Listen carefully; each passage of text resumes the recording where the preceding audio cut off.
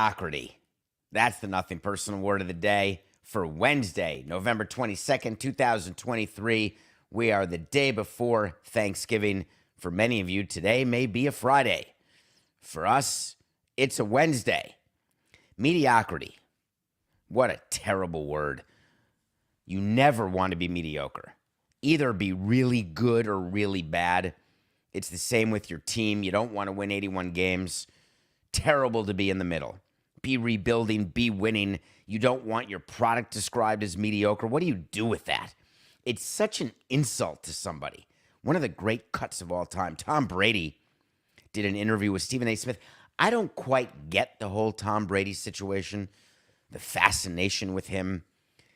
Best player in the history of the NFL, the most decorated, signed that insane deal with Fox, trying to get favorable terms to be the owner of the Las Vegas Raiders.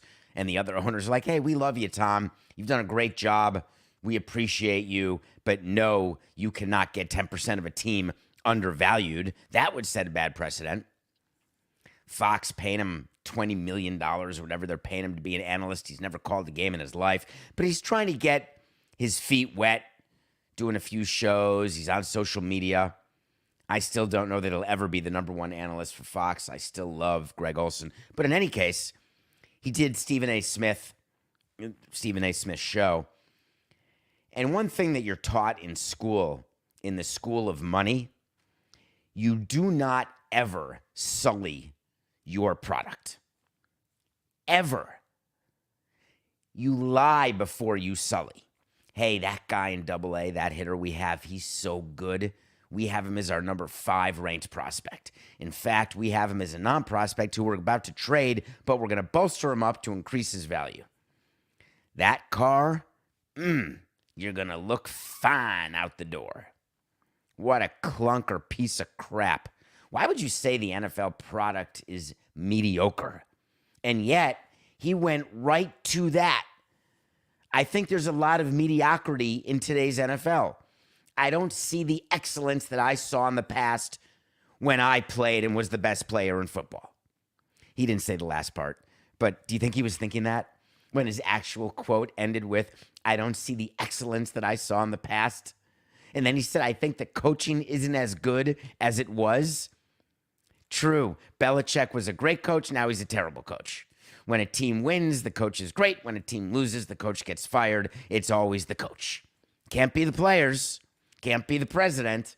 Got to be the coach. It's got to be the shoes. I don't think the development of young players is as good as it was. Tom, tell me more. Tell me more. Did you get very far? Tell me more. Like, does he have a car?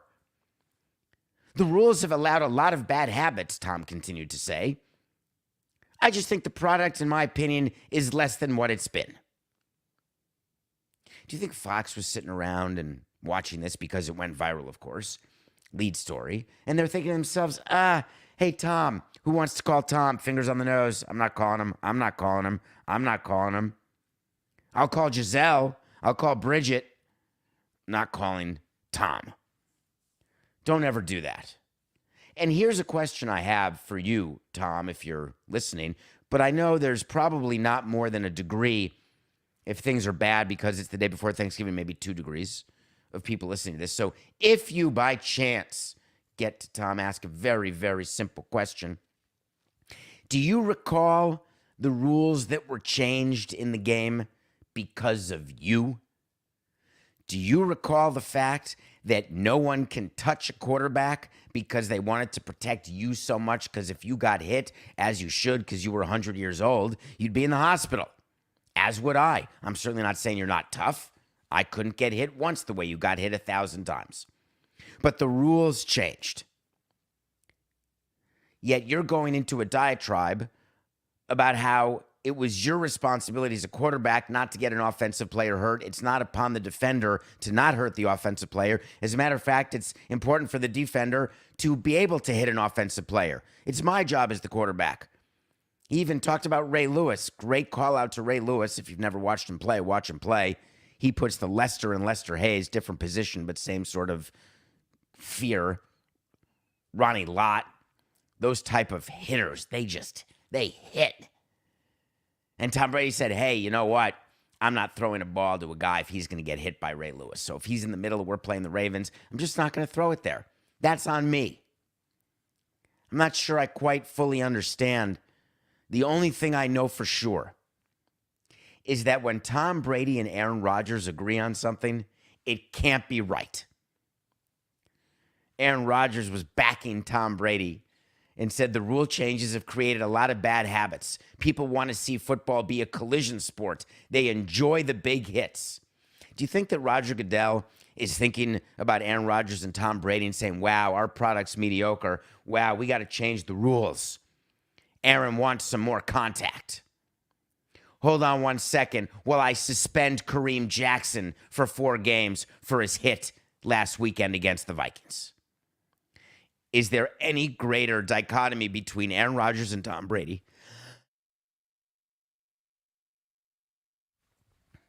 Hi, my name's David Samson. We're live on Nothing Personal with David Samson YouTube channel. We are at 8:06 a.m. Eastern. Thank you for tuning in. I just had a moment that if you're not watching, you don't realize what happened. But I gave myself the test that I give myself often.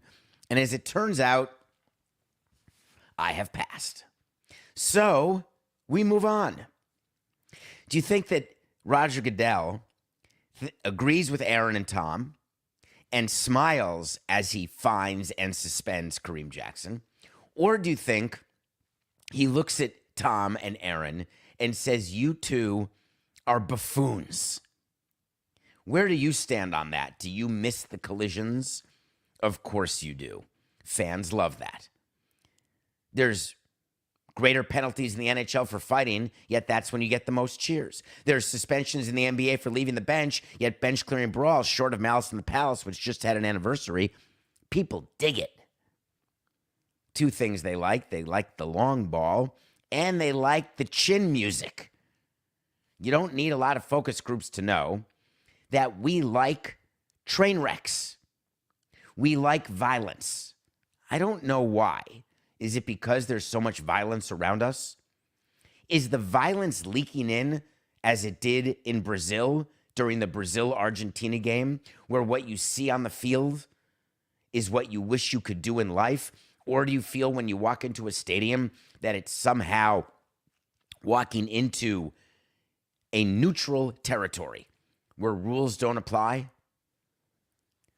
Many times I spoke to fans in my career when we had kicked fans out for fighting or something.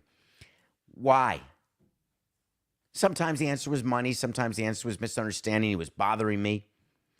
And I would say, and I would always think to myself, make sure you say this, David. Do you do that on the street or in your house? Because if you do, you lose your freedom. So I'm just throwing it out there. And then we have to worry when there's violence on the field, when you cross the line between what's accepted in the game and what may be a crime. The way we saw in that hockey game in England, when the player who went off his feet and his hockey skates slashed the throat of the former NHL player and killed him at 29 years old for all to see, to the horror of all in attendance and to the horror and chagrin of everyone who saw the video. Charges were pressed, manslaughter charges over in England, over that death. Charges will likely come with what happened in Brazil, Argentina. For crying out loud, Meatloaf, Messi's claiming he got hurt because he had to go to the locker room and cool down after warming up because of all the violence that was going on in the stands. We've had story upon story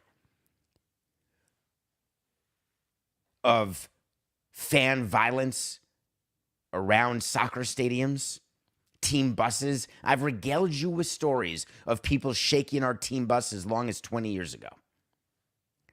So are Tom and Aaron right that taking the violence out of the sport is the problem? And maybe that's why there's more violence in the stands?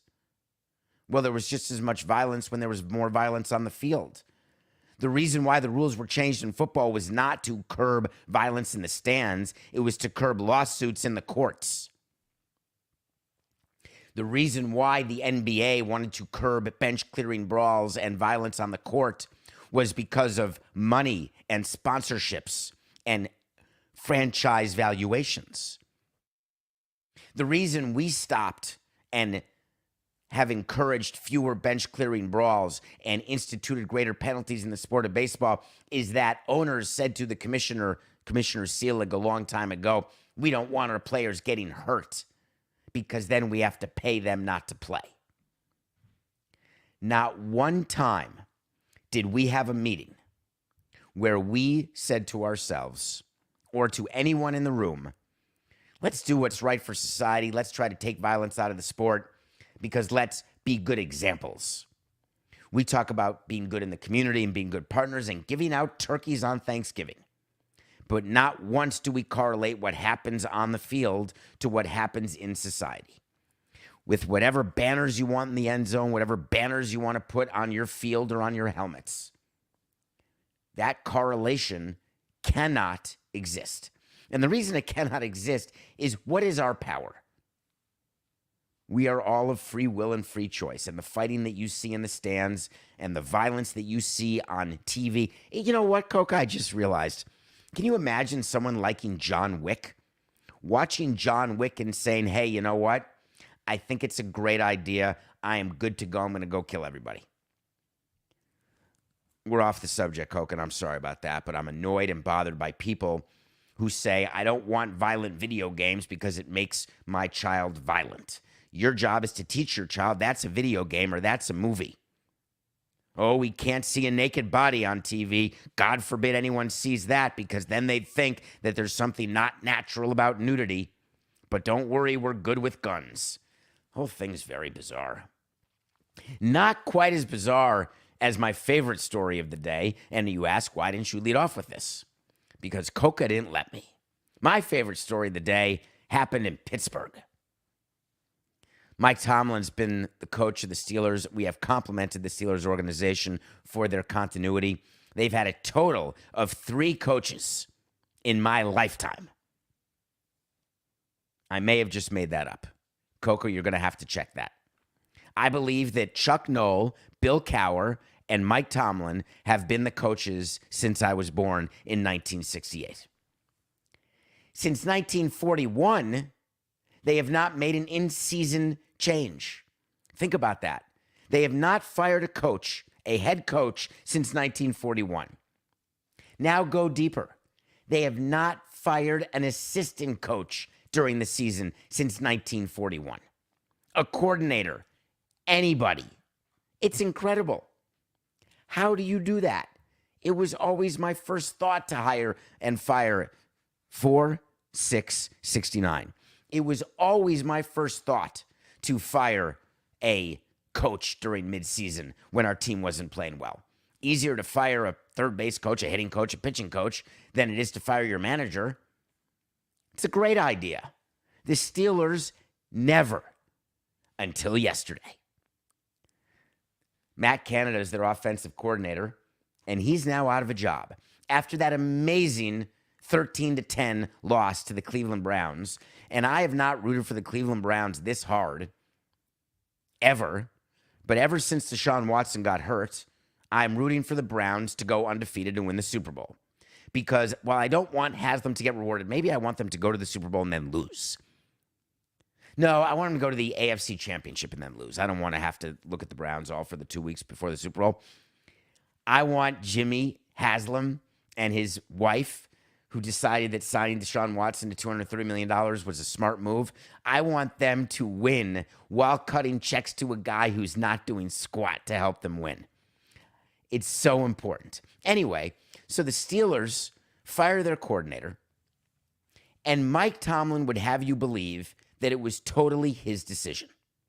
And I'm here to tell you that that is complete horse hockey. Mike Tomlin, in announcing the firing of the offensive coordinator, said, talking about leadership and the decision to fire the coordinator, he said when asked, leadership is lonely. I don't run from it. I run to it. It was mine and mine alone. Mike, No, it wasn't. Do you think that for the first time in 81 years, you decided to do something that the organization hadn't done in almost everybody's lifetime, other than the octogenarians out there, other than the 4+1s, and you just did it? Or you knocked on the door and said, hey, Omar, hey, Art, I just fired Matt Canada. You did? Or he went in and said, hey, Art, I want to fire Matt Canada.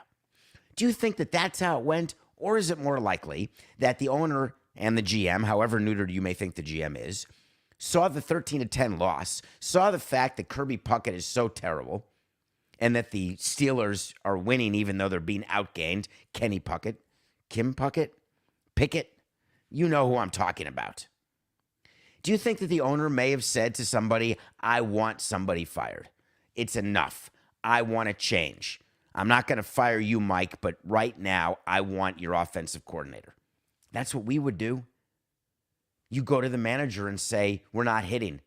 It's you or the hitting coach. Yeah, all of a sudden you're defending your hitting coach. See you later, hitting coach. We're giving up 7 runs a game. I want the pitching coach gone, or you. See you later, pitching coach. It happens all the time. Every time a coach, an assistant coach, or a coach in baseball gets let go during a season, the manager always says, this is a very tough decision. I didn't come to this lightly. Understand that a change needs to be made, but the blame can't go on one person. Well, you're putting the blame on one person, of course, mistakenly. But the reason why Mike Tomlin wants you to believe that he did it and did it alone is he wants you to think that he's got that sort of power. And he wants to protect the owner and the general manager, who doesn't need protecting, and the owner from being a part of panic, being the part of making a rash decision. Hi, I'm David. I did that for decades, protecting owners when they make decisions that are rash and emotional, yet you cannot talk them out of it, and you say, hey, it was my idea. The manager says, it was my idea. You always protect your boss. I saw right through it, though. Mike Tomlin. He said, I didn't come to this decision lightly. They all say that. You didn't? To be really transparent with you. Side note, Coca. Too many side notes today. When you're talking, try to get rid of the verbal tick, to be honest, or to be transparent. I'm being transparent. Because then what it means is when you don't say that sentence, it means that you're not being honest or you're not being transparent. It's like saying right when you're done talking, a verbal tick that I used to have for a while. It was a bad habit. You say something, you're making a point. You know, the Yankees have a really good chance of making it through the season, only winning 90 games, right? You say right as though you agree with me, don't you? As though I need you to agree with what I'm saying in order to feel better about my position. Me saying, I'm being transparent, or me saying, to be honest, I think that the sky is blue. Well, to lie to you, I think the sky is gray. It's all a bunch of horse hockey. All right, we have to do something after the break that's going to be cool. Do you remember last week that we're using the random number generator to choose a movie from our top 100? And every Thursday, we're going to review one of the top 100 movies if we haven't reviewed it. And it's all going to be done by not in order. And last week, we told you we're going to review 4 Weddings and a Funeral, which is number 93. We're doing it today because there's no show tomorrow, because we're all going to be watching football and stuffing our faces, and Coca made me take the day off. So we come back, we're going to review 4 Weddings and a Funeral, and then we're going to choose the next movie that we're going to review. So get the list out, Coca. And then we're going to talk about Jimmy Dolan, because he's really getting into it with Adam Silver again. We'll be right back.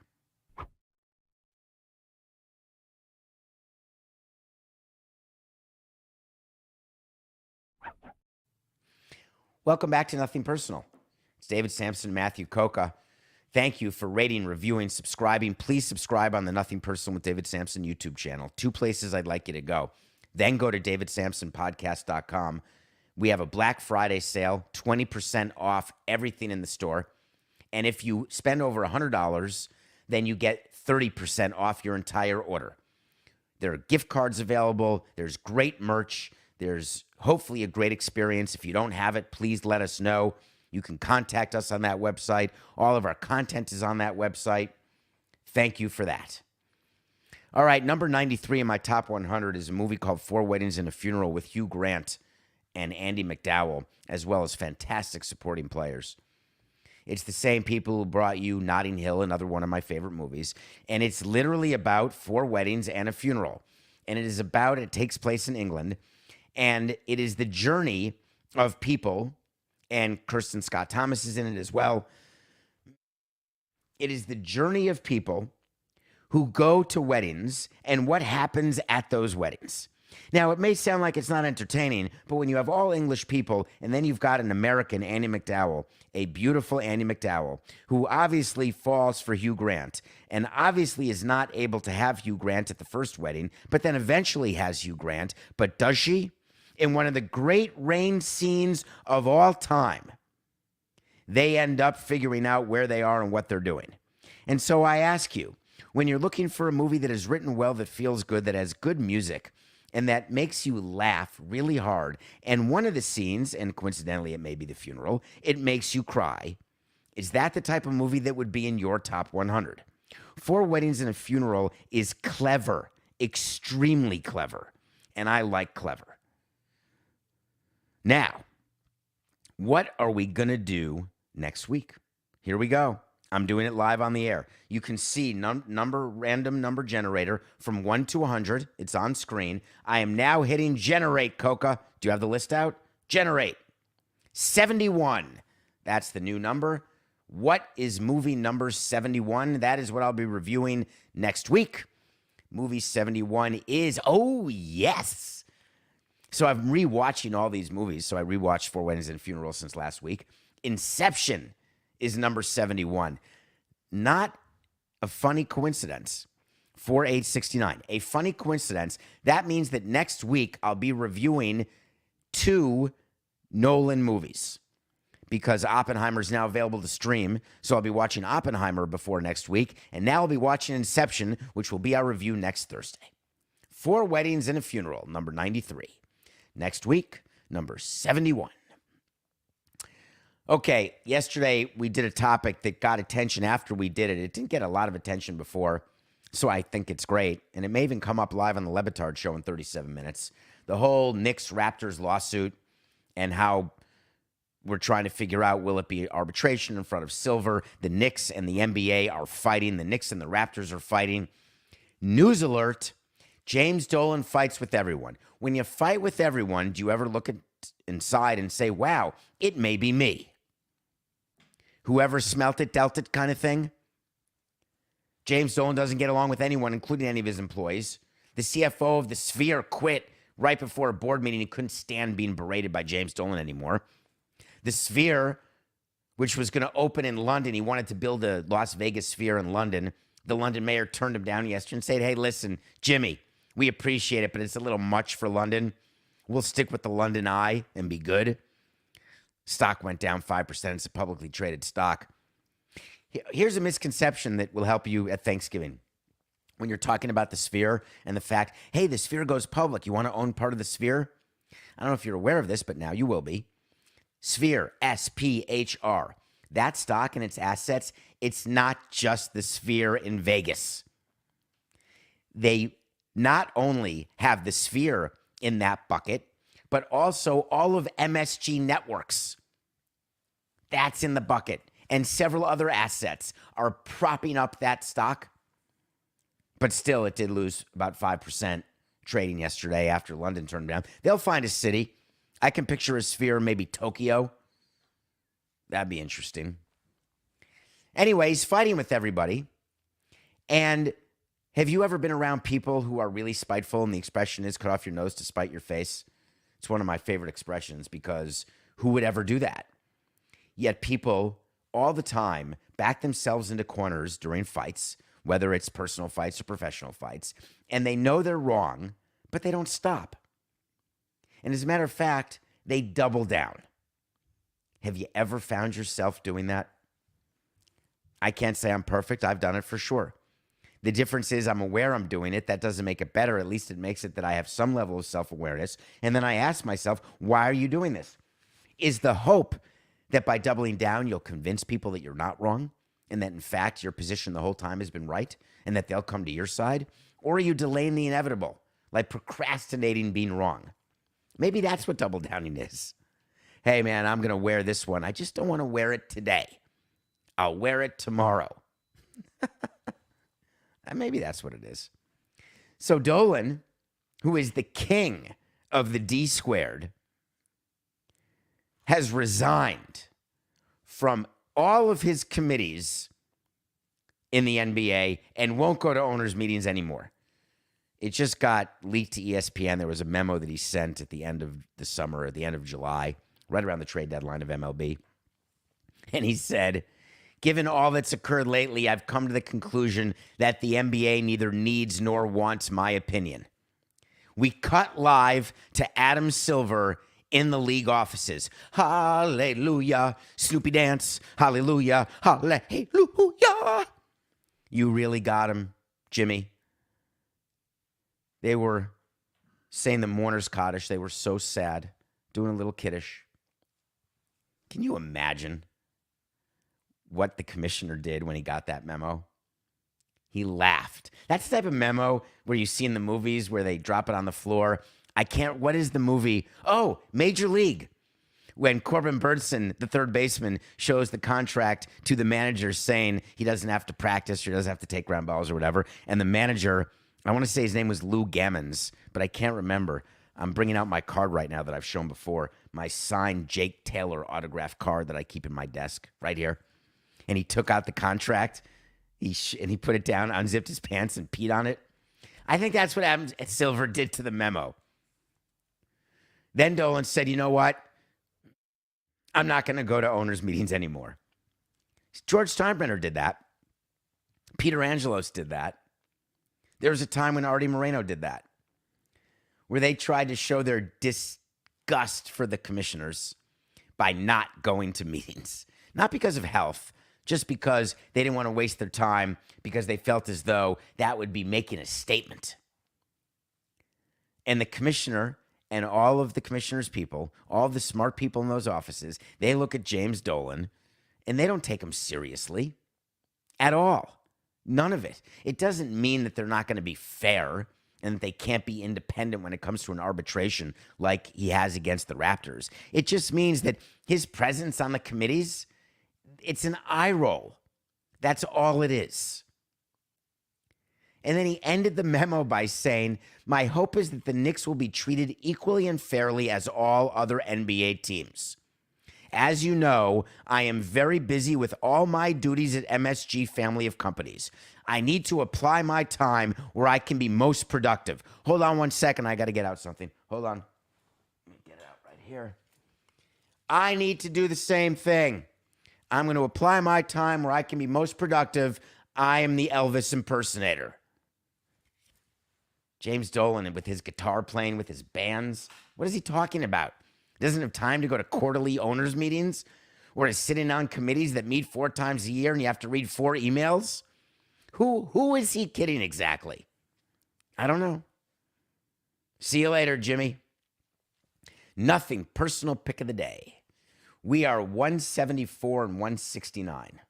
You think that we're doing props on today's show because I've taken out the Elvis Presley glasses if you're not watching this on YouTube, and I've got the Jake Taylor autograph card. But these actually are props. They're not for 869. These are actually not props. They're just on my desk in the studio where I record this. I have one more thing that I have to show, Coca. And if you're listening, it's okay. I'm going to describe it. It's my ID card. I have a David Samson ID card that I still keep here in my drawer. Sorry, show and tell. One last thing. Sorry, Coca. This is the Florida Marlins room list from a road trip. That's funny. A lot of old Marlins on this. This was our winning year. Mike Lowell is here. Anyway, excuse me. Back to the show. It's good to go down memory lane once in a while. Nothing personal pick of the day. I'm HOT. Remember that promise? We are now November. What are we, Coca? November 22nd. I promised you that we'd be over 500 at the end of December when all was said and done, when I started off the year so cold, had a bunch of 7-game or 10-game losing streaks. Guess what? Not cold anymore. 174 and 169. We had the Magic over the Raptors. The Magic crushed them. Let me give you picks for Wednesday, Thursday, Friday, and Sunday. 4 picks, get out your pen. Wednesday, Celtics 6 over the Bucks. Yes, you may remember that I have the Bucks coming out of the East. You also may remember that we've done well with the Celtics recently. You also may recall that you've seen a story where the Celtics are now beginning to perform better because their head coach, the very young head coach they have, is no longer being treated as a joke by his players. What changed? He started disciplining them. One of the surest ways to get respect is not to let the superstars act like superstars. And he has now been treating Jaylen Brown and Jason Tatum like other members of the team. You don't run back, you don't play well, you don't run out a ground ball the first, you're benched. You want to get your clubhouse in order? Treat everyone the same.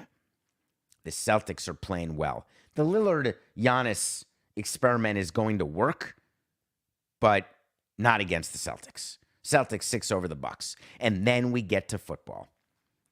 Am I alone here? Does everybody miss John Madden on Thanksgiving more than the other day? If you're old enough to remember John Madden calling games on Thanksgiving, giving out his turkey legs, talking about the fact that he doesn't fly and takes his bus, the Madden Cruiser everywhere, Madden and Summerall, I miss him. I appreciate him. Oh, by the way, he was a hell of a head coach as well for the then Oakland Raiders. So the NFL is giving you 3 games. We're focused on 1 game. I want to focus on the Cowboys and the Commanders. The Cowboys are 11-point favorites. I think all 3 spreads Thursday, Coca, are at least 6 or more. They're not expecting close games. You'd think that Roger Goodell would be upset by that, but he's totally fine because we're all going to watch. We're all going to be so stuffed that we're going to sit on the couch and watch football all day. The reason I have the Cowboys at 11 over the Commanders is that the Washington Commanders are toward the tail end of the Ron Rivera experiment. Josh Harris is the new owner who, after the opening week when they won, got the game ball. He was so excited. Their first home game they won. Going back to the purchase of the team, Magic Johnson tweeting about all the turnovers the Commanders had, and they lost to the Giants. Wow. Thank you, Magic. That is great value added. Not that I value add every one of my tweets also. But the Commanders are going to make a change because the Commanders have a small issue. The issue is that the new owner, who spent $6.5 billion along with a few of his partners, realized that maybe it wasn't Daniel Snyder on the field. It was clearly Daniel Snyder off the field, which is going to help them get a new stadium, which they need. They purposely had the showers not work last week. No hot water, no showers. I guess we need a new stadium. They're going to have to make a change of coach. Wait to see when I tell you something's going to happen. When it happens, we'll revisit it. When it doesn't, we'll revisit it. Coca, my official wait to see for today is that Ron Rivera will not be coaching the Commanders next season.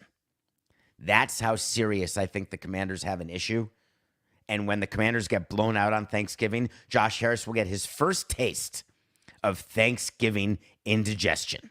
I have one word for that ownership group: Gaviscon. Friday, Black Friday. DavidSampsonPodcast.com, Black Friday sale. You're inundated with sales. Everyone's got a Black Friday sale. What Black Friday sales mean is that the prices are jacked up enough that the margins are so amazing that when you do a reduction, you still have good margins, but you get greater volume, which makes up for the decreased margin. But when you have a sale, it just feels good. I buy a ton of stuff on Black Friday because I save it all, buy it on Amazon, and I am Jeff Bezos' dream, the new Miami resident. Jeff Bezos. It's a dream come true. Because everything that Amazon does is for the sole purpose of me paying the monthly amount that I pay for Amazon Prime. That's the end game for Bezos. All this Black Friday NFL games and Thursday streaming NFL and getting NBA rights and having movies and original content. The summer I turned pretty. That may not be Amazon, that may be Hulu. Either way, it's all meant so that we shop and get free delivery. Sounds crazy, but let me tell you, the margins in toothpaste are greater than the margins in linebackers. So Amazon got a game Friday, so we get NFL Thursday, Friday, Sunday, Monday. Jets, Dolphins, dream matchup. Aaron Rodgers against Dan Marino. I cannot imagine why it's a 10-point spread.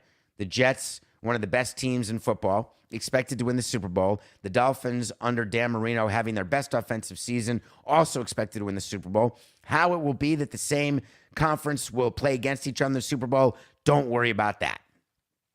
The reason why we're taking the Jets plus 10 on Friday is that the post-Zach Wilson era has begun, and Tim Boyle's my guy.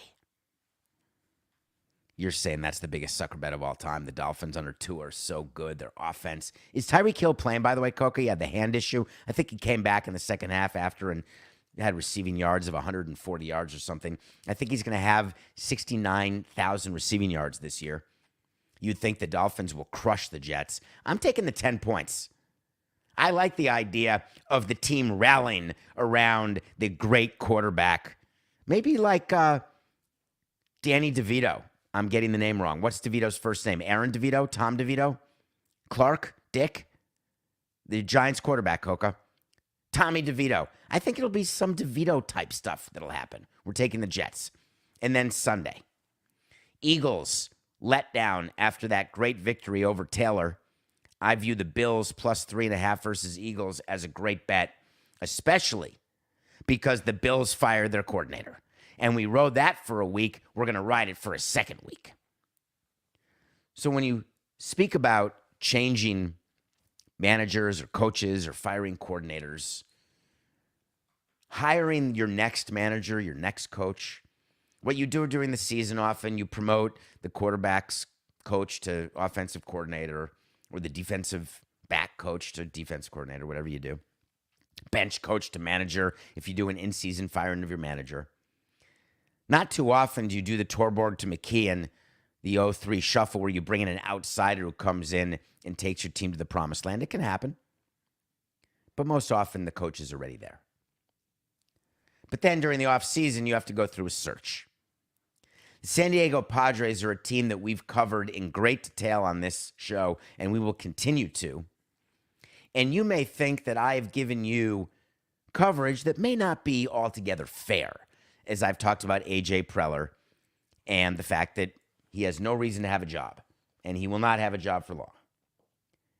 But on this show, I've also done mea culpas when I've been wrong, or when things that people do that I don't think are right, when they do things that I do think are right, I acknowledge it.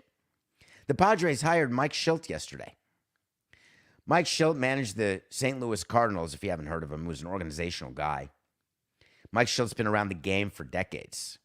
He is a first-class individual, a first-class company man, a first-class manager.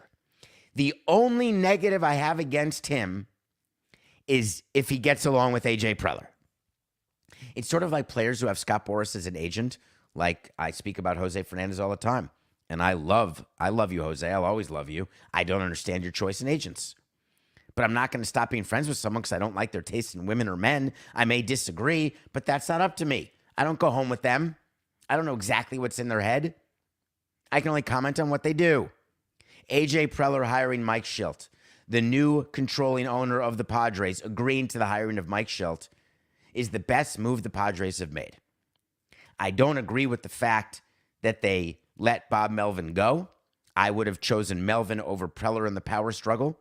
The irony is, if that power struggle had come to a head or Peter Seidler had passed away earlier, and I wish he had never passed away at all, I wish he were not sick, but as the controlling owner of the Padres, who clearly was protecting Preller, Bob Melvin wins that power struggle.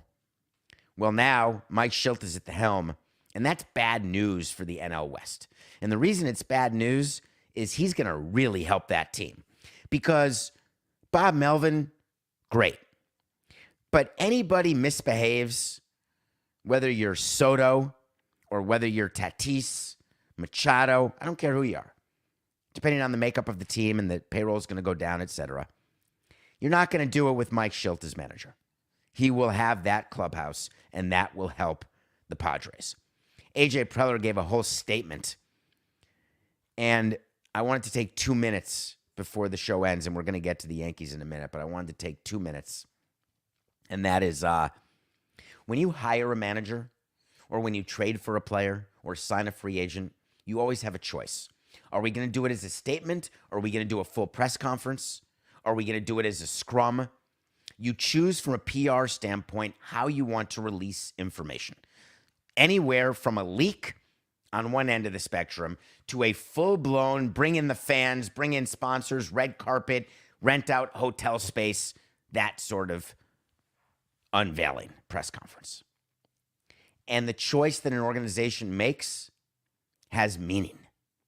The Padres chose to do this as a statement, as far as I can tell. They didn't get the folks together. They chose to announce it Thanksgiving week. The winter meetings are coming up. You need a manager by the winter meetings. And they just did it in a statement. And the reason that bothered me is that is sort of indicating your view. Hey, nothing to see here. We're hiding this. Just a quick statement, quick quote, done, on to the next. When you hire a manager, I want the players to see that this is exactly what I wanted to have happen. It's like when you're in court and things don't go well, you have to pretend they're going well. Or when you're playing a game or when you're in a business meeting and someone objects or says no, you have to pretend that that's what you wanted to happen. Don't ever let them see you sweat. That's not just a commercial. I'm sure of that. The New York Yankees also did something yesterday. And the reason why it's worth noting is that Aaron Boone is not having a happy Thanksgiving. Aaron Boone will tell you that Brad Ausmus is his friend, the new bench coach for the New York Yankees. He'll tell you that he is completely supportive of that hiring. In fact, he'll tell you that he wanted that hiring. And to that I say, Booney, horse hockey. When you bring in Brad Ausmus, an experienced major league manager, when you bring in that sort of person as the bench coach, that is a message to the current manager. Hi, I'll be your replacement. The general manager has a very clear message for the manager when you hire a bench coach with that sort of pedigree. Your chain is running out of links. You better get it going quickly, because if we have an 11 and 20 April, hold on, that was too quick, Coca. 11 and 20 is 31. 30 days has September, April, June, and November. So if you have a 10 and 20 April, oh, but there's off days. If you have a 10 and 17 April, you're gone. It is a shot across the bow. That is the most significant shot you can do as a team president or GM when you hire a bench coach like that. The bench coach is supposed to be the pick of the manager. That is the one position where the manager gets to say, this is my guy. This is who I want. You think Aaron Boone looked around and said, you know what? I have the best idea I've ever had. Wait for it, Brian. I think you're going to like it. Hal, hear me out. Let's bring in Brad Ausmus. Nope. So can we do a double here? Do you mind, Coca? We're going to do a double wait to see. Wait to see when I tell you something's going to happen. Brad Ausmus will manage the Yankees at some point next season. That means I'm assuming that the Yankees don't play up to expectations, that Hal Steinbrenner goes full Art Rooney and makes an in-season managerial change for the first time in his ownership tenure, and that Brad Ausmus will be promoted to be manager. Wait to see. Brad Ausmus will manage the Yankees at some point next season, and it all started yesterday when he was hired at bench coach. This is the end of the beginning of the end. Well, I hope you all have a great Thanksgiving. Don't forget about the Black Friday sale on davidsamsonpodcast.com. Be safe, be smart. Gaviscon. It's just business. This is nothing personal.